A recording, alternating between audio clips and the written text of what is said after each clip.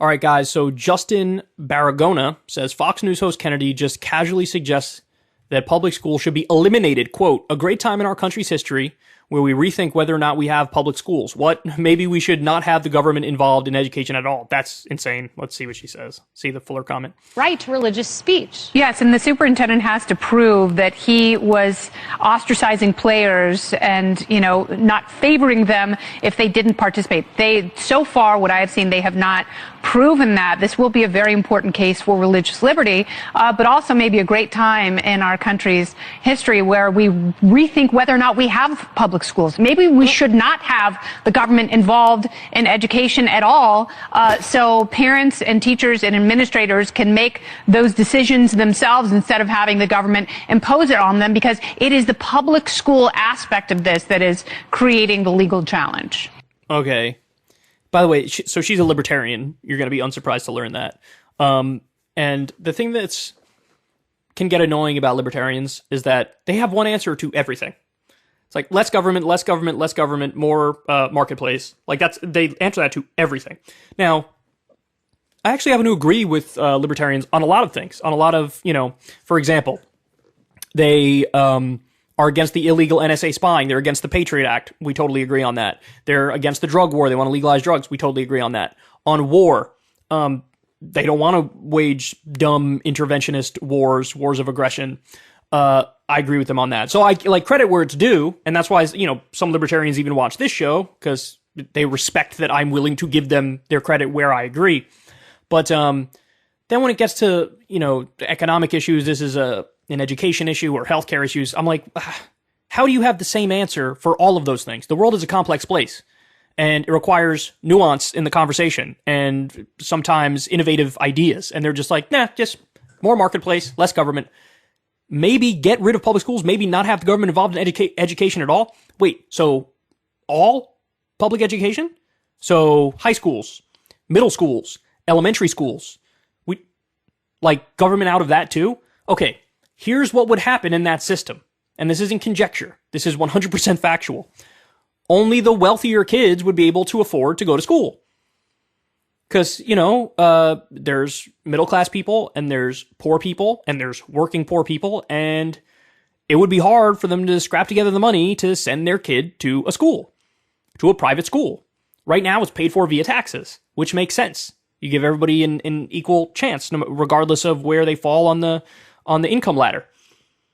And if you go back to a system like that, you're going to have only really the wealthy get to be educated, and certainly get to continue going up more and more, and through higher education. That's one of the problems with not having free college, right? Is that it makes it more difficult for people on the lower end of the economic ladder to really get by. They have to take out a massive amount of student loans, and that puts them behind the eight ball for when they get out there in the real world. There's all these problems associated with it. She looks at it and she's like, no, actually the problem is all the government, and let's just get the government out. Now they're talking about a case here where you had a football coach who was praying at like the 50-yard line or something, and it's a public school, and so there's a First Amendment issue that came up, there's a separation of church and state issue that came up, and so they're going through the case now.